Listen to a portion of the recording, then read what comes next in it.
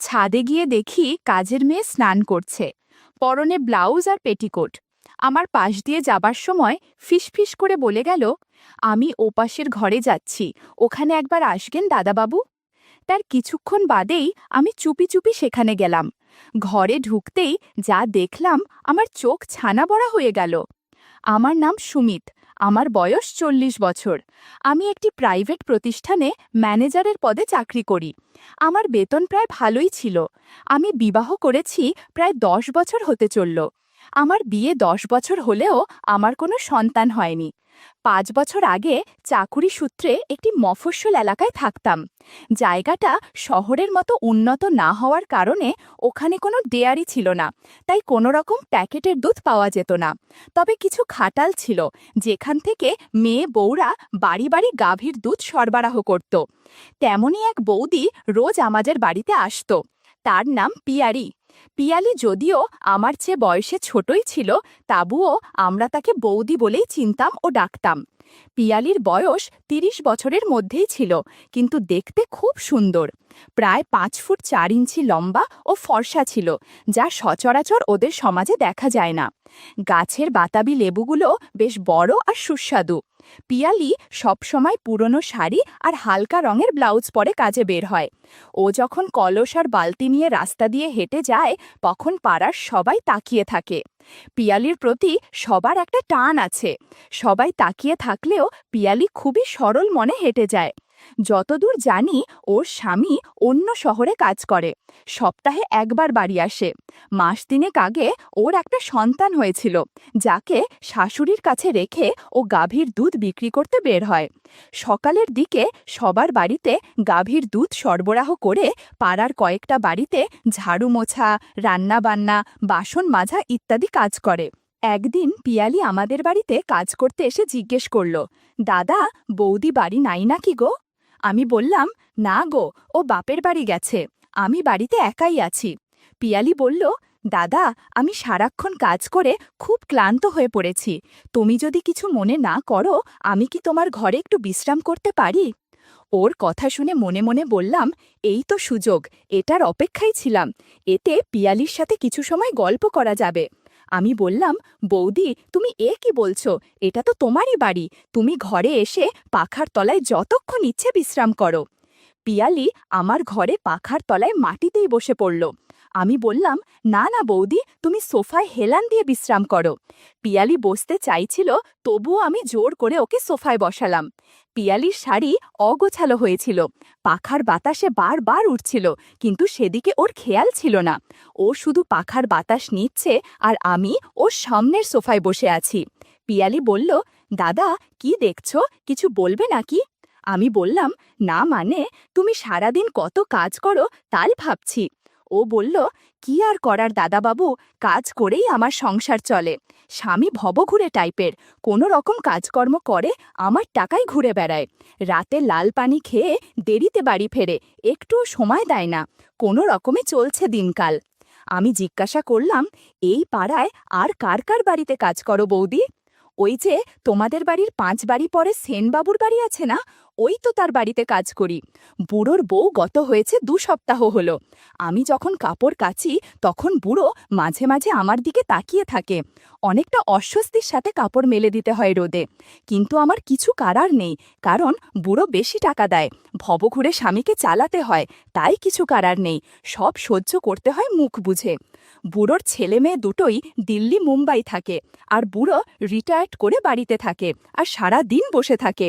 এই বুড়ো মাঝে মধ্যে কী সব সিনেমা দেখে বলার মতো না। আমার তো কাজ করার সময় কেমন যেন অনুভূতি হয় ওই সব সিনেমা দেখলে। আমি না বুঝার ভান করে বললাম, কোন সিনেমা? বৌদি বলল, হায় ভগবান, এখন আপনাকেও বোঝাতে হবে নাকি কোন সিনেমা? পরে বুঝিয়ে বলবো, এখন যাই গে, অনেক কাজ আছে। পিয়ালি কাজ করতে চলে গেল, আর আমি বাইক ওয়াশ করতে উঠানে চলে গেলাম। বাইক ওয়াশ করতে করতে বেলা বেজে গেল 12:30। ভাবলাম, ঘরে পিয়ালি হয়তো ঝাড়ু মোছা করছে, তাই ছাদে গিয়ে একটু রিফ্রেশমেন্ট করা যাক। সিঁড়ি দিয়ে উঠে ছাদের মেন দরজার কাছে যেতেই পানি পড়ার শব্দ পেলাম। ভাবলাম, ব্যাপার কি, পানি পড়ছে কোথা থেকে? মোটর তো ছাড়া নেই, কোথাও লিকেজ টিকেজ হলো নাকি আবার? বিষয়টা দেখার জন্য পানির ট্যাঙ্কির কাছে যাব, এমন সময় যা দেখলাম তাতে আমার চোখ ছানা বড়া। দেখি পিয়ালি স্নান করছে, পরনে ব্লাউজ আর পেটিকোট, শাড়ি ছাদের দড়িতে রাখা। আমি আরেকটু কাছে যেতেই আমাকে খেয়াল করলো এবং চমকে গিয়ে নিজেকে আড়াল করলো। আমি বললাম, কি যে করিস না তোরা, বাথরুম থাকতে কেউ ছাদে স্নান করে নাকি? আমার রুমের সাথে অ্যাটাচড বাথরুম আছে, সেখানেও যেতে পারতি। পিয়ালি বলল, আসলে দাদাবাবু অনেক গরম পড়েছে, তাই ভাবলাম ছাদে এসে স্নান সেরে একবারে বাড়িতে যাব। পিয়ালি কথা বলছিল, আমি গাছের বাতাবি লেবু দেখছিলাম। কি যে মহা মুশকিলে পড়ে গেলাম বুঝতে পারলাম না। তাড়াতাড়ি কর বলে নিচে চলে গেলাম স্নান করতে। আমি যথারীতি স্নান করছি, ছাদের কথা ভাবতে ভাবতে খেয়ালই করিনি যে আমি দরজাটা লক করতে ভুলে গেছি। স্নান করার মাঝে শাওয়ার অফ করে পিয়ালিকে কল্পনা করছিলাম। তখন হঠাৎ পিয়ালি বালতি রাখার জন্য আমার বাথরুমে চলে আসে। কি একটা অবস্থা! এমন সময় চলে আসায় আমি হচকিয়ে গেলাম। এদিকে পিয়ালি দ্রুততার সাথে বলল, আসলে আমি এই বালতিটা রাখতে এসেছিলাম দাদাবাবু। আর কোনো কথা না বলে সোজা বাইরে চলে গেল। আমি তাড়াতাড়ি স্নান শেষ করে বের হলাম। ড্রেস আপ করে পিয়ালিকে ডাক দিলাম। পিয়ালি আসলো। তাকিয়ে দেখি ও কিছুটা হাসছে। আমি বললাম, হাসছ কেন? পিয়ালি বলল, না মানে এমনি।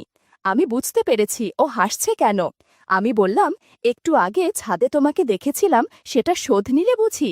তোমার মনে কোনো কিছু হচ্ছে নাকি? পিয়ালি দেখি কোনো কথা বলে না, কি যেন চিন্তা করছে গভীরভাবে। আমার পাশ দিয়ে যাবার সময় ফিসফিস করে বলে গেল, আমি ওপাশের ঘরে যাচ্ছি, ওখানে একবার আসবেন দাদাবাবু। তার কিছুক্ষণ বাদেই আমি চুপি চুপি সেখানে গেলাম। ঘরে ঢুকতেই আমি যা দেখলাম, আমার হাড় হিম হয়ে গেল। পিয়ালি আয়নার সামনে দাঁড়িয়ে কেমন যেন করছে। আমাকে দেখে এতটুকুও ইতস্তত করল না। মুচকি হেসে বলল, দাদা, আমার এখানে কি যেন একটা পোকা বসেছে, খুব ব্যথা করছে, একটু দেখো তো। আমি পিয়ালির কাছে গিয়ে লক্ষ্য করলাম ওর ডান পাশে পিঁপড়ে বসেছে, তাই এক জায়গায় একটু লাল হয়ে আছে। আমি ইয়ার্কি মেরে বললাম, ইস তাই নাকি? ও বলল, জায়গাটা ভালো করে দেখো কি কি হয়েছে।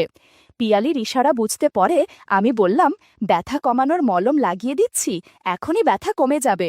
আমি মলম দেওয়ার সময় পিয়ালি বলল, না গো দাদাবাবু, শুধু মলম দিলে ব্যথা কমবে না, একটু চিকিৎসা করতে হবে।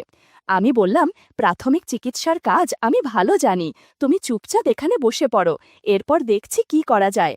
আমি গাছের বাতাবি লেবু খেয়ে চিকিৎসা শুরু করলাম। বন্ধুরা, কিছু ঘটনা ইউটিউবের কড়া নিয়মের কারণে সরাসরি বলা যাচ্ছে না। তোমরা কমেন্টে দেয়া লিংক থেকে আমার ওয়েবসাইট ভিজিট করো, সেখানে একদম খোলামেলা গল্প দেয়া আছে। কিছুক্ষণ পর অফিস থেকে ফোন আসলো। কোনো উপায় না পেয়ে মাঝপথেই ফোন রিসিভ করলাম। এদিকে পিয়ালির চোখে মুখে বিরক্তির ছাপ। একটু পর ফোন রাখার পর বললাম, আজ মনে হয় তোমার চিকিৎসা করা ভালো করে হবে না, অন্য দিন দেখতে হবে। তুমি তুমি চাইলে তোহসেনবাবুর চিকিৎসা নিতে পারো। পিয়ালি বলল, ওই বুড়োর নিজেরই তো চিকিৎসা লাগে, উল্টো আমার কি চিকিৎসা করবে সে? পিয়ালির কথা শুনে আমার খুব হাসি পেল। আমি বললাম, আচ্ছা, তুমি কিন্তু চুল ছেটে নিও, অনেক চুলের কারণে আমি কিছু খুঁজে পাচ্ছিলাম না। পিয়ালি হেসে বলল, দাদা, আমরা গরিব, তাই আমাদের জিমে যাবার প্রয়োজন বা সামর্থ্য নেই। তাছাড়াও আমাদের দামি জামাকাপড় ব্লাউজ পরার বিলাসিতা করার সামর্থ্য নেই। হালকা জামাকাপড়েই আমাদের ভালো মানায়, তাতেই মানুষ আমাদের সৌন্দর্যের দিকে তাকিয়ে থাকে, আলাদা একটা টানা আছে। বড়লোকের বউ মেয়েদের মতো ক্রিম অথবা দামি রেজারের ব্যবহার করার সময় বা পয়সাও আমাদের নেই, তাই আমাদের চুল বেশি থাকে। এই চুলে আলাদা আনন্দ আছে, তোমাকে একদিন ঠিক দেখাবো। আমি বললাম, ঠিক আছে, বুঝেছি। একটা উপায় আছে, তুমি যদি রাজি থাকো তাহলে দুপুরবেলায় কোনো এক অজুহাতে আমার বাইকে তোমায় আমার এক বন্ধুর বাড়ি নিয়ে যাব। সেখানে আপাতত কেউ নেই, সেখানে তোমার চিকিৎসা করব। তখন যা দেখানোর তুমি আমাকে দেখিও কেমন? পিয়ালি মুচকি হেসে বলল, দাদা, আমি রাজি আছি। তুমি বেরোনোর সময় আমায় একটা ফোন করে দেবে, তাহলে আমি একটু দূরে গিয়ে তোমার বাইকে উঠে পড়ব। দুপুরের দিকে বাইকে নিয়ে বেরিয়ে পড়লাম। পিয়ালি বাইকের পেছনে বসেছিল আর খাওয়া খাচ্ছিল। আমি আর থাকতে পারছিলাম না, এভাবে আর কতক্ষণ বসে থাকা যায়? কিছুক্ষণের মধ্যে আমরা সেখানে পৌঁছে গেলাম। পিয়ালিকে বললাম, তোমার চিকিৎসা কিন্তু লম্বা সময় ধরে চলবে। ও বলল, কোনো সমস্যা নেই, দাঁড়া রাত পোহালেও আমি কিছু মনে করব না, যে কোনো পরিস্থিতি আমি সামাল দিতে পারি। এরপর আর কথা বাড়ালাম না। প্রায় 4 ঘন্টা যাবৎ পিয়ালির চিকিৎসা করলাম। এই 4 ঘন্টায় সারা ঘরে শুধু চেঁচামেচির শব্দ পাওয়া যাচ্ছিল। কপাল ভালো যে কেউ ছিল না এই বাড়িতে। পিয়ালিকে বললাম, এখন রোগ ঠিক হয়ে যাবে, কোনো চিন্তা করো না। পিয়ালি খুঁড়িয়ে খুঁড়িয়ে বাড়ি থেকে বের হলো। এরপর বাইকে করে পিয়ালিকে বাড়িতে নামিয়ে আমিও সোজা বাড়িতে চলে গেলাম। এর মাঝে আমার স্ত্রীর চোখ ফাঁকি দিয়ে পিয়ালির সাথে কিছু সময়ও কাটিয়েছি। সমস্যা হলো, পিয়ালি আরও কয়েকজনের বাড়িতে কাজ করে বলে আমাদের বাড়িতে বেশি একটা সময় থাকে না। সেই কবে অন্য 2 বাড়ি থেকে ছুটি পেলে আমাদের বাড়িতে বেশিক্ষণ কাজ করে। অবশ্য সেটা অন্য কারণে, যা তোমরা ভালো করেই জানো বন্ধুরা। যাই হোক, কয়েকদিন অফিসের কাজকর্মের কারণে বেশ ব্যস্ত ছিলাম। আগামী 2 দিন পরাপর সরকারি ছুটি পেয়েছি বলে খুব খুশি খুশি লাগছিল। অফিস থেকে বাড়িতে ফিরে এক নতুন মাঝবয়সী সুন্দরী বেশ স্বাস্থ্যবান মহিলাকে দেখে জিজ্ঞাসা করলাম, এ কে? বউ উত্তর দিল যে কাজের সন্ধানে এসেছিল, কাজের মানুষ লাগবে নাকি জানতে। কোথাও কেউ নেই, আগে এক বাড়িতে কাজ করত, তারা এখান থেকে চলে গেছে। এখন ও যাবে কোথায়, তাই বলেছি থাক এখানে। সাথে সাথে আমার মন খারাপ হয়ে গেল। জিজ্ঞাসা করলাম, তাহলে পিয়ালির কি হবে? ও তো এখানে কাজ করে। বউ বলল, পিয়ালি তো আমাদের বাড়িতে শুধু গাভীর দুধ সরবরাহ করে আর ঘর ঝাড়ু মোছা দেয়। তাই নতুন করে ওকে রেখেছি যাতে জামা কাপড় ধোয়া আর বাসন মাজায় সাহায্য করতে পারে। মনে মনে ভাবলাম, আরে ব্যাস, তাহলে তো ঘরে 2টো সূর্য উদয় হলো। এখন নতুন করে ওর সাথে বন্ধুত্ব করতে হবে। পিয়ালির থেকেও কম সুন্দরী না নতুন কাজের মেয়ে। আমি বললাম, যা ভালো বুঝো করো, তবে ওর ব্লাউজটা দেখেছো? যে বাড়িতে আগে কাজ করত তারা কি এইভাবেই রেখেছে? একটা ব্লাউজও কিনে দেয়নি। অন্তত তোমার একটাই দাও ওকে। বউ বলল, দেখেছি, কিন্তু আমার ব্লাউজও লাগবে না। দেখি কাল বাজারে গেলে একটা এনে দিব। জিজ্ঞাসা করলাম, এত কিছু শুনলাম, ওর নামটাই জানা হলো না, তাই এর নাম কি? বউ বলল, চম্পা। কথা চলাকালীন হাত মুখ ধুয়ে কাপড় বদলে খেতে বসেছি। চম্পা এমন সময় এসে জিজ্ঞাসা করল, বৌদি, ছাদের কাপড়গুলি নিয়ে আসি? বউ বলল, যা দেখ, শুকিয়ে থাকলে নিয়ে আয়। তখন একটু ভালো করে দেখলাম, বয়স একটু বেশি হলেও একসময় সুন্দরীই ছিল। খাবার খাওয়ার সময় হঠাৎ করে ফোন এলো যে বউয়ের বড় ভাই আসছে সিঙ্গাপুর থেকে, তাকে দেখতে বাপের বাড়ি যেতে হবে। পরের দিন সন্ধ্যায় বউকে বাসে তুলে দিয়ে আসলাম। আস্তে আস্তে অনেক রাত হয়ে গেল। চম্পা জিজ্ঞাসা করল, বাবু এত দেরি করে ফিরলেন যে? আমি বললাম, হ্যাঁ বলিস না, রাস্তায় অনেক জ্যাম, তাই হেঁটেই চলে এসেছি। চম্পা বলল, যান, আপনি হাত মুখ ধুয়ে আসেন, আমি ভাত তরকারি গরম করি। সিগারেট জ্বালিয়ে টিভির সামনে খাওয়া দাওয়া শেষ করে একটু বসলাম। সোফার হাতলে হেলান দিয়ে একটু কাত হয়ে টিভি দেখছি। একটা বাংলা সিনেমা চলছে। চম্পাকে বললাম, আমার পা মালিশ করব দিতে? সারা দিনের ক্লান্তির পর পায়ে মালিশ করার কারণে ঘুম ঘুম পাচ্ছে। এপাশ ওপাশ করতে করতে এরই মধ্যে পরনের কারণ কিছুটা অগোছালো হয়ে গেল। ঘরে কোনো লাইট নেই। পাশের ঘরে যেখানে খাবার টেবিল, ওখানে লাইট জ্বলছে, তার থেকে আলো আসছে। চোখ মিটমিট করে দেখি চম্পা জাদুর লাঠির দিকে তাকিয়ে আছে, পা মালিশ করার দিকে খেয়াল নেই তেমন। সুযোগ বুঝে বললাম, এখন এই জায়গায় মালিশ কর। কথা শুনে কেমন হচকিয়ে গেল। কিছুক্ষণ নীরবতার পর আবারও বললাম, কি হলো, চুপ করে আসিস কেন? আমার কথা শুনে চম্পা বলল, এইটা আবার কেমনে মালিশ করে? বললাম, দাঁড়া, আমি শিখিয়ে দিচ্ছি। আমি সোফা থেকে উঠে ফ্লোরে কার্পেটের ওপর ওর পাশে গিয়ে বসলাম। তারপর একে একে সব শিখিয়ে দিলাম। 50 মিনিটের মতো ওকে সব শিখিয়ে বললাম, কি রে, সব বুঝেছিস তো? এখন কেমন লাগছে? ও বলল, খুব ভালো দাদাবাবু, আপনি তাড়াতাড়ি আশীর্বাদের প্রসাদ দিয়ে দিন। 5 মিনিট পর আশীর্বাদের প্রসাদ দিলাম। আমু ফিস করে জিজ্ঞাসা করলাম, এই গুপ্তবিদ্যার কথা কাউকে বলিস না, তুই না বললে অনেক বকশিস পাবি। আরও জিজ্ঞাসা করলাম, আগে যে বাড়িতে কাজ করতি সে বাড়ির কেউ বকশিস দেয়নি? চম্পা বলল, রোজ না হইলেও 2 বা 3 দিন পর পরই বকশিস দিত। আগের বাড়ির বৌদি খুব কড়া, আপনার বউয়ের মতো নরম স্বভাবের না।